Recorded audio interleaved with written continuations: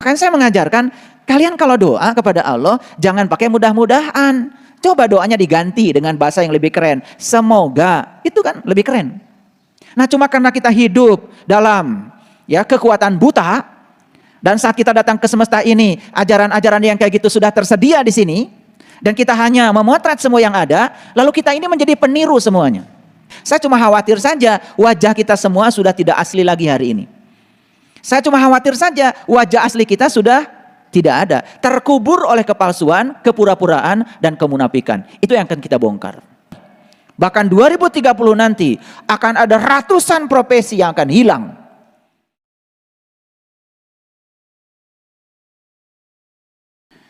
Bismillahirrahmanirrahim.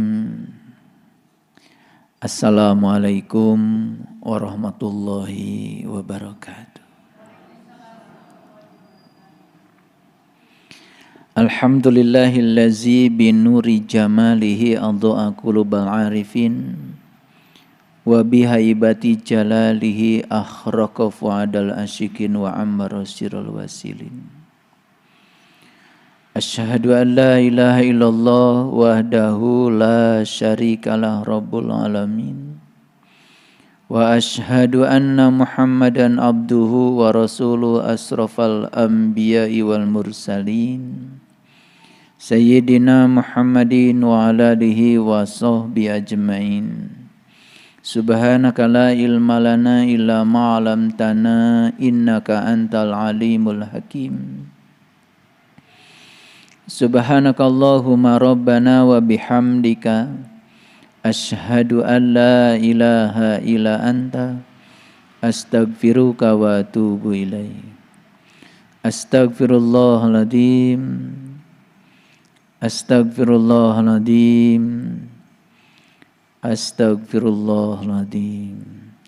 Allazi la ilaha illa huwal hayyul qayyum wa atubu ilaih min jami'il ma'asi wa dhunub la haula wa la quwata illa billahil aliyyil azim.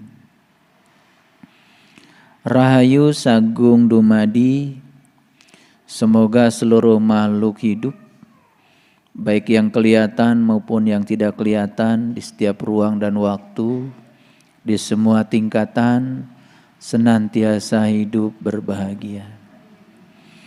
Semoga kita selalu diberi kemampuan untuk membahagiakan semua makhluk, juga diberi kemampuan untuk mencegah diri, jangan sampai ada satu makhluk pun di semesta ini tersakiti oleh kehadiran kita. Karena siapa saja yang sudah menjadi sumber cinta, maka dia akan menjadi cinta itu sendiri. Dan ciri orang yang sudah menjadi cinta, dia tidak pernah kekurangan cinta. Dan orang yang tidak pernah kekurangan cinta, setiap saat dia selalu akan mencintai. Orang yang sudah menjadi sumber cinta tidak butuh dicintai. Bahkan tidak pernah merengek-rengek untuk mendapatkan cinta. Dan tidak pernah memaksa orang lain untuk selalu mencintai. Karena dia sudah cukup, sudah sempurna dengan dirinya sendiri. Itu tandanya orang sudah selesai dengan dirinya sendiri. Oleh karena itu, pada kesempatan yang penuh berkah ini, saya akan mengajak kita semua untuk masuk lebih dalam lagi, mengetahui jati diri kita yang sesungguhnya. Karena untuk memudahkan kajian, maka saya beri tema kajian kita hari ini adalah ketika manusia menjadi boneka di tangan kekuatan buta. Ada dua kata kunci di sini. Yang pertama adalah boneka, yang kedua adalah kekuatan buta. Apa sesungguhnya boneka itu dan apa sesungguhnya kekuatan buta itu? Kita akan kaji lebih dalam.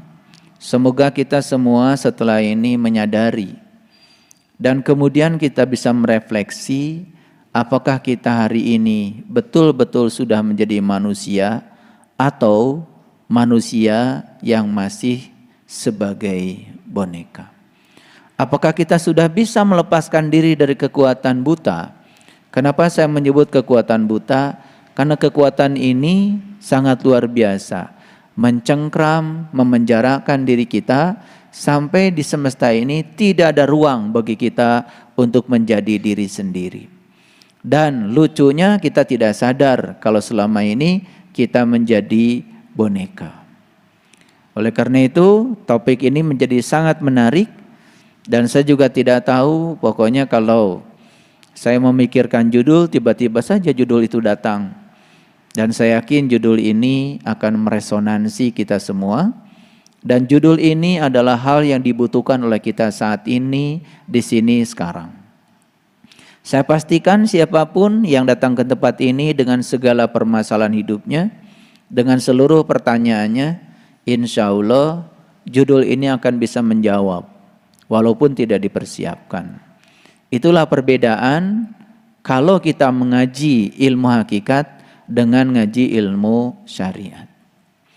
Ilmu hakikat itu universal. Apalagi ketika kita sudah memasuki dimensi energi, dimensi frekuensi, dimensi vibrasi. Karena kita sadar bahwa sesungguhnya ya, yang tinggal di tubuh kita yang berbeda ini sebetulnya adalah energi yang sama. Yang tinggal di tubuh kita yang berbeda ini sesungguhnya adalah ruh yang sama. Cuma yang membedakan adalah jiwa kita masing-masing. Ruh yang sama, tetapi yang membedakan adalah jiwa kita masing-masing. Allah dan Rasul sejati yang ada pada diri kita sama. Cuman yang membedakan adalah jiwa kita masing-masing. Itulah diri pribadi kita yang sesungguhnya. Itulah diri pribadi kita yang datang ke semesta berulang-ulang untuk menyelesaikan 3 persoalan.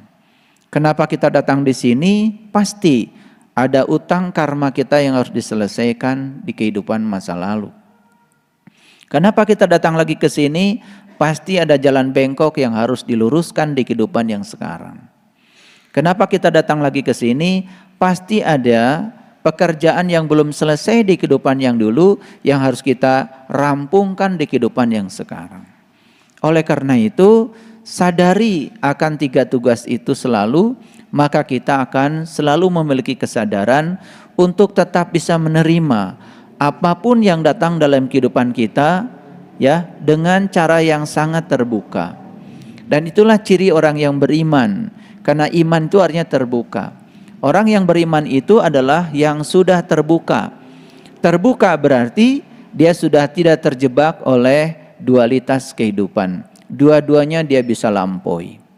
Nah, orang yang belum terbuka masih memilah dan memilih dalam kehidupannya, masih mencengkram pada yang dia ingin, masih menendang pada yang dia tidak ingin, itu artinya bahwa dia belum selesai dengan dirinya sendiri.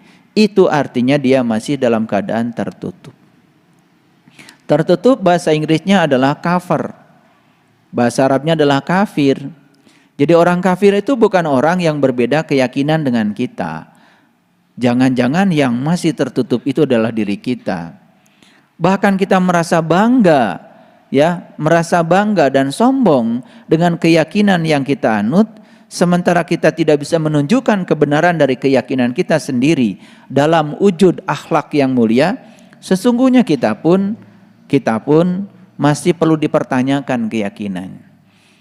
Saya sangat setuju dengan kata-kata bijak seorang pemenang hadiah Nobel tentang perdamaian. Ketika beliau ditanya, apa agama terbaik menurut Anda?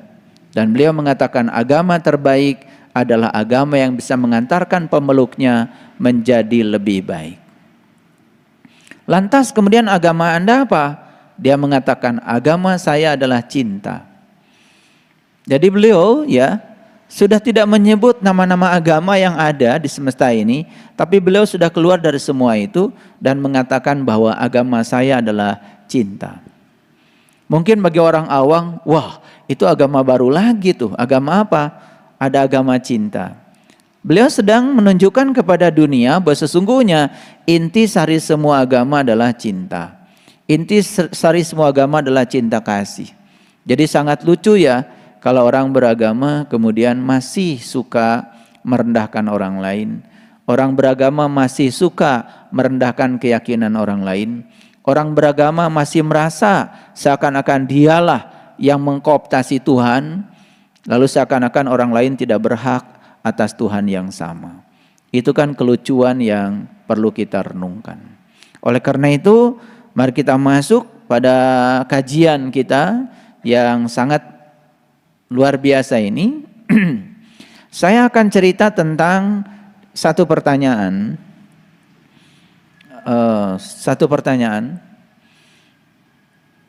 Nggak hidup ya, Ari. Pertanyaannya adalah, apa sesungguhnya boneka itu? Karena judulnya kan ini boneka. Sekarang kita sudah kenal boneka macam-macam kan? Betul? Bahkan boneka mulai dari yang harganya murah sampai boneka yang harganya paling mahal. Macam-macam lah jenis boneka. Saya tidak menyebut merek-merek boneka supaya tidak terkesan saya sedang iklan. Tetapi ya boneka, sebagus apapun dan semahal apapun, boneka ya tetap saja boneka. Secantik apapun dibuat boneka, tetap saja boneka. Karena boneka itu satu hal mendasar dari sifat boneka adalah dia tidak memiliki kesadaran. Walaupun di Thailand, di tengah negara yang menjadi tujuan wisata misalnya, ada yang bisa membuat boneka itu mirip ya. Ada mirip Presiden Obama, ada mirip Jackie Chan, ada mirip tokoh-tokoh dunia ya. Dengan teknologi pembuatan boneka yang modern, tetap saja itu adalah boneka. Bahkan di Thailand ya ada mirip Bung Karno. Itu persis ya. Jadi kalau kita berfoto dengan boneka itu hampir tidak bisa dibedakan. Ya. Kalau difoto. Ya, tetapi kalau kita begini ya langsung ya tentu saja bisa dibedakan ya. Karena yang namanya boneka semirip apapun tetap tidak memiliki kesadaran.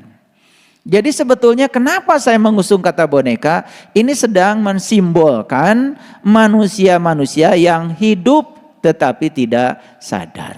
Kira-kira begitu. Nah, oleh karena itu supaya bahasanya jejeg ya, waras, maka saya mengambil definisi boneka dari Kamus Besar Bahasa Indonesia. Dalam Kamus Besar Bahasa Indonesia, boneka itu artinya adalah tiruan untuk permainan. Jadi tiruan sesuatu, ada tiruan binatang, ada tiruan manusia, dan itu dibuat semata-mata hanya untuk permainan. Ya, kalau boneka itu kan ada anak-anakan. Betul? Ada binatang-binatangan. Dan kita sudah tahu, seluruh kata bahasa Indonesia yang diulang 2 kali pakai akhiran an itu pasti bohong kan? Betul? Iya. Rumah-rumahan, bohong itu. Kawin-kawinan, bohong kan? Nggak kawin beneran kan? Pisang-pisangan, jelas nggak bisa dimakan. Apel-apelan, nggak bisa dimakan itu. Semua yang tiruan itu jelas ya, tidak bisa dimanfaatkan. Rumah tanggaan, nggak beneran tuh. Makanya kalau orang berdoa pakai mudah-mudahan, udah jelas itu. Nggak mudah itu. Karena kalau mudah diulang 2 kali pakai akhiran an, jelas kan sulit. Saya juga nggak tahu siapa orang pertama yang mengajarkan doa pakai mudah-mudahan. Karena mudah itu sulit. Kalau mudah-mudahan itu sulit, berarti nggak mudah beneran. Kan bohong. Makanya saya mengajarkan kalian kalau doa kepada Allah jangan pakai mudah-mudahan. Coba doanya diganti dengan bahasa yang lebih keren. Semoga, itu kan lebih keren. Nah, cuma karena kita hidup dalam kekuatan buta, dan saat kita datang ke semesta ini, ajaran-ajaran yang kayak gitu sudah tersedia di sini, dan kita hanya memotret semua yang ada, lalu kita ini menjadi peniru semuanya. Ketika kita menjadi peniru, berarti kita semua adalah tiruan. Kalau tiruan kan jelas bukan asli. Saya cuma khawatir saja wajah kita semua sudah tidak asli lagi hari ini. Saya cuma khawatir saja wajah asli kita sudah tidak ada. Terkubur oleh kepalsuan, kepura-puraan, dan kemunafikan. Itu yang akan kita bongkar. Dan jangan heran kalau selesai dengar kajian saya ini, kalian nanti akan tutup muka. Malu. Kenapa? Ternyata selama ini saya tidak menggunakan wajah asli saya. Saya menggunakan wajah palsu saya. Nah, semoga nanti sampai ke situ. Jadi kalau saya ngasih kajian pasti membangun kompetensi. Gak penting ya kalian hafal semua yang saya sampaikan, gak penting. Tetapi kalian sadar dan bisa mengukur secara langsung ada satu keterampilan dalam diri yang bisa digunakan untuk mengukur siapa sesungguhnya diri saya. Itu yang disebut dengan pembelajaran berbasis kompetensi. Nah, banyak yang tidak mengerti nih ya. Pembelajaran berbasis kompetensi artinya materinya bisa apa saja dan tidak penting. Yang paling penting itu kompetensi yang mau dibangun apa. Kompetensi berarti menyangkut ability, menyangkut kemampuan, menyangkut keterampilan hidup yang mau dibangun. Jadi jangan datang di tempat ini dengarkan kajian dari saya untuk mengoleksi pengetahuan. Gak penting banget. Karena kalau saya sebagai transfer ilmu, kalau saya sebagai transfer knowledge, terus apa bedanya saya dengan Google? Bahkan di otaknya Google pengetahuan jauh lebih banyak dibandingkan di otak saya. Di otak saya nggak ada pengetahuan. Saya hanya ingin menyampaikan pengalaman yang belum dialami oleh Google. Karena Google tidak punya kesadaran. Jadi kalau pembelajaran itu adalah transfer knowledge, tidak penting. Bahkan kemungkinan 2030 nanti guru pun menjadi tidak penting. Kalau guru hanya mengajarkan transfer knowledge. Jadi kalau guru itu hanya menulis di papan tulis, menyampaikan apa yang ada di otaknya, hanya mengulang-ulang yang dia tahu, suatu saat anak didik kita akan bosan dengan guru yang semacam itu. Sekarang guru tinggal datang ke kelas ngasih link saja. Anda ingin tahu tentang apa? Ini linknya, ini linknya. Bahkan tidak perlu dilakukan oleh seorang guru. Kalau guru sudah kehilangan dirinya, jati dirinya sebagai pendidik, hanya sebagai pentransfer ilmu, gak penting lagi. Bahkan 2030 nanti akan ada ratusan profesi yang akan hilang. Bayangkan sekarang, kantor-kantor bank saja sudah tutup. Tidak penting lagi banyak orang yang bekerja di teller. Buat apa? ATM bisa mengambil uang dan store uang. Transfer uang sudah tidak perlu ATM lagi. Masih ingat kalian dulu, kita mau telepon harus pakai wartel.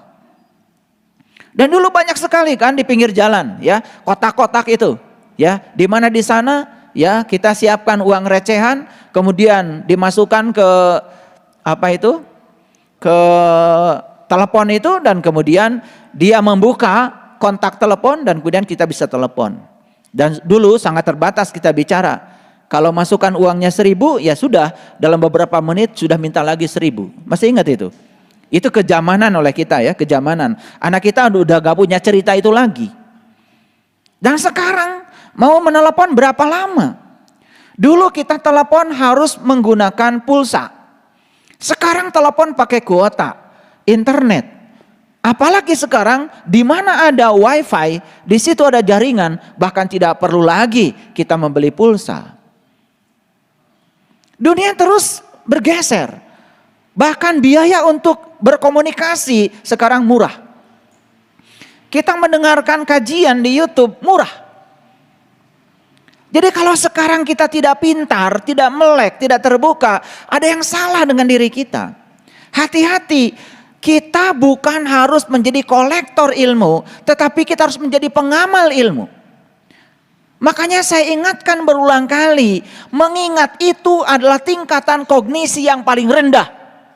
Ada 6 tingkatan kognisi. Pertama mengingat. Yang kedua adalah memahami. Yang ketiga adalah menerapkan. Yang keempat adalah menganalisis. Yang kelima adalah mengevaluasi. Dan yang terakhir adalah mensintesa.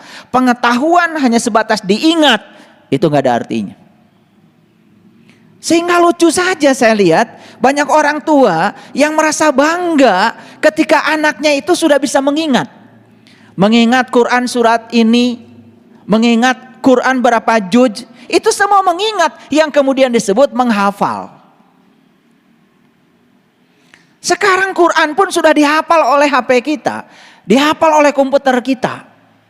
Lah kemudian manusia sekarang cuma menghafal, apa bedanya Anda dengan HP?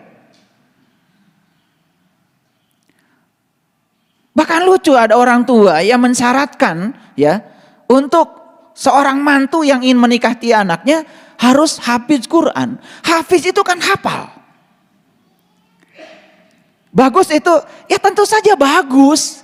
Tetapi hafal itu sudah diganti sekarang oleh HP. Hafal itu sudah diganti oleh bahkan HP saya ini ngapalin Quran gak ada lupanya. Saya tanya ayat mana, saya tanya ayat mana, surat apa, gak ada yang lupa. Selalu saja melayani. Tetapi otak manusia kan terbatas. Hari ini hafal, besok sudah lupa. Karena ada 2 kesadaran manusia. Satu kesadaran yang ada di otak sadar. Yang kedua kesadaran yang ada di otak bawah sadar. Nah ada kesadaran yang paling tinggi yang disebut dengan atas sadar. Itu yang disebut dengan kecerdasan. Nah kalau kita menggunakan pikiran sadar untuk menghafal. Itu dalam bahasa psikologi namanya juga short term memory. Memori jangka pendek. Hari ini hafal, besok udah lupa. Kan seperti itu. Mungkin seminggu yang lalu kalau saya tanya kalian, saya bicara apa, sekarang sudah tidak bisa lagi. Bahkan yang sebulan yang lalu apalagi. Terbatas. Sangat terbatas. Tetapi memori HP ini tidak terbatas. Bisa mengingat sepanjang dia tidak rusak. Jadi kalau kita baru mengingat, baru menghafal, hati-hati, itu tingkatan kognisi yang paling rendah. Belum apa-apa Anda. Masih ada tahap berikutnya, memahami. Bahkan memahami pun ada 3 tingkatan. Ada memahami secara translasi. Ada memahami secara interpretasi. Ada memahami secara ekstrapolasi. Memahami saja tingkat kognisi yang kedua ada 3 tingkatan. Bayangkan kalau saya bedah semuanya, pusing kan pasti kalian? Nah inilah wawasan, ini wawasan. Maka siapapun yang luas wawasannya pasti luas. Dan semua orang yang kaku berpikir, yang alergi terhadap perbedaan, yang intoleransi, itu semua dari kesempitan ilmunya, kesempitan cara berpikirnya, belum mencapai kebijaksanaan. Tetapi mengapa itu semua terjadi? Ini yang akan kita bicarakan. Apa asal usul itu kenapa terjadi? Ini yang akan kita bicarakan. Jadi kalaupun kita sudah paham, apakah kita sudah bagus? Belum. Itu baru 2/6 dari 6/6 yang harus kita lewati. Di atas itu ada lagi apa? Menerapkan, mengaplikasikan. Karena ilmu tidak diterapkan, ilmu tidak diaplikasikan, ya percuma saja. Buat apa kita jadi kolektor ilmu? Kelihatan seperti ilmuwan. Tapi apa? Ilmu itu boro-boro menolong orang. Menolong Anda saja tidak. Itulah pengetahuan palsu.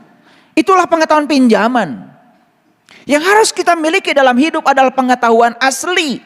Pengetahuan yang datang dari pengalaman pribadi kita. Bukan dari apa kata buku, bukan apa kata orang, bukan apa kata Google. Bukan apa kata internet. Sekarang tracing di otak kita.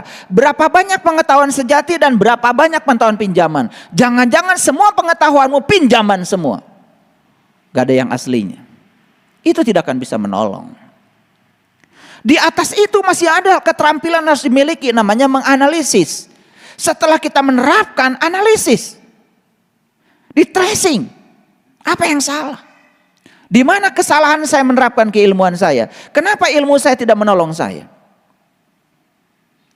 Kalau semua orang ditanya, apakah Allah dekat dengan Anda? Mungkin semua hafal ayatnya.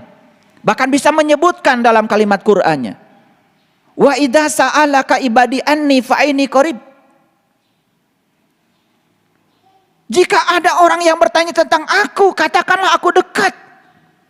Bahkan Allah mengatakan wa nahnu aqrab ilai min hablil warid.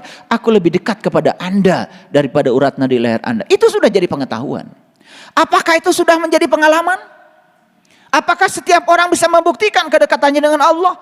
Apakah setiap orang bisa merasakan kehadirannya? Apakah setiap orang sudah bisa menyaksikan dia yang maha dekat dengan dirinya? Karena tidak pernah bertanya. Tidak pernah ada analisis di sini. Apalagi tingkatan yang kelima, mengevaluasi. Lah kalau sudah evaluasi, kan sudah menilai. Makanya disitulah akan terjadi yang namanya metakognisi. Kita bisa jujur pada diri kita sendiri. Dan tingkatan yang paling tinggi adalah mensintesa. Mensintesa berarti kita sudah mencipta. Jadi pengetahuan mendorong kita bisa mencipta. Anda punya pengetahuan tentang garam. Anda punya pengetahuan tentang gula. Anda punya pengetahuan tentang segala macam jenis bumbu-bumbu. Tetapi buat apa kalau Anda tidak bisa memasak? Buat apa? Buat apa kalau itu tidak disintesa? Buat apa? Makanya banyak sekali kita melihat sekarang ada orang berpura-pura baik, berpura-pura suci, berpura-pura banyak pengetahuan. Tetapi digores saja sedikit, binatang di belakang tubuhnya langsung keluar.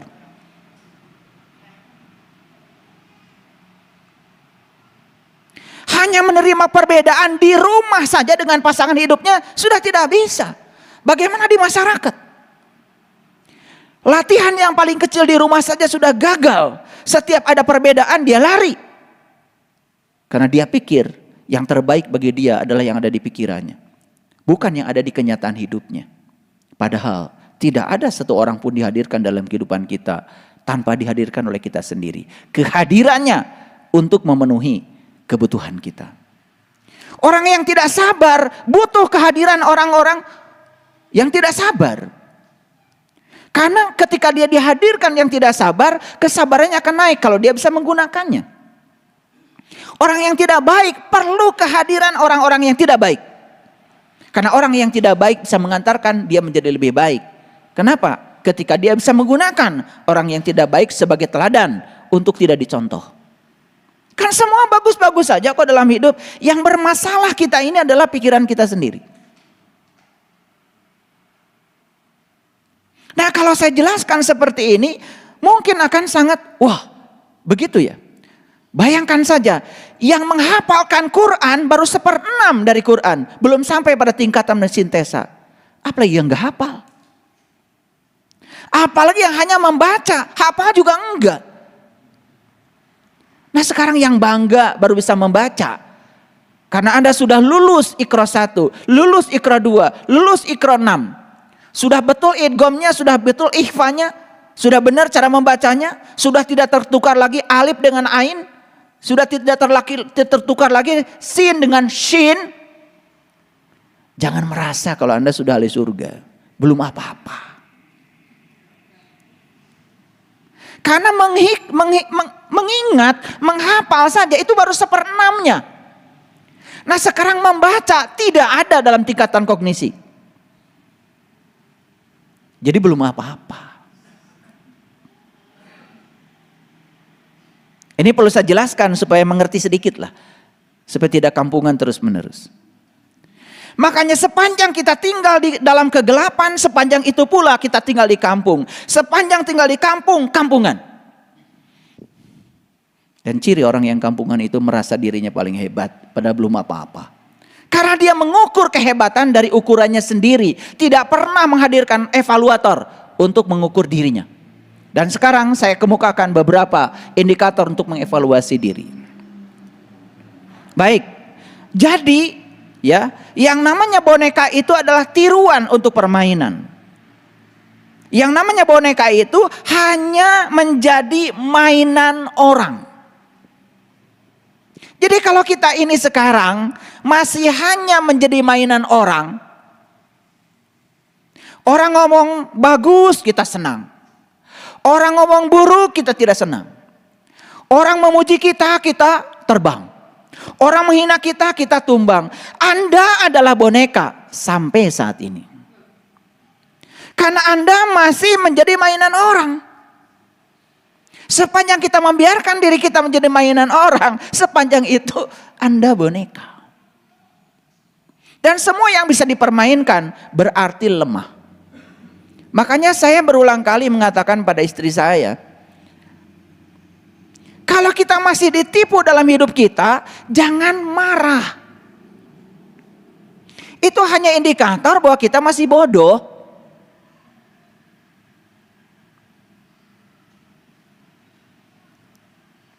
Berarti yang menipu kita lebih pintar dari kita. Buktinya kita masih tertipu. Makanya orang bodoh itu makanannya orang pintar. Orang pintar makanannya orang licik. Orang licik makanannya orang jahat. Nah, pesan saya, kita jangan masuk dari 4 kelompok itu. Bodoh jangan. Pintar jangan. Licik apalagi. Jahat komo. Keluar dari semua kelompok itu. Jadilah orang baik. Yang baik dari kesadaranmu sendiri. Bukan baik karena ingin dipandang baik. Orang yang semacam ini beruntung hidupnya. Jadilah orang yang beruntung. Dan orang beruntung itu adalah orang baik. Yang baiknya datang dari kesadarannya. Bukan baik karena aturan. Bukan baik karena ingin dipandang baik oleh orang lain. Jadi kalau kalian itu sholat karena ingin dipandang baik oleh tetanggamu, jelas makanan orang pintar.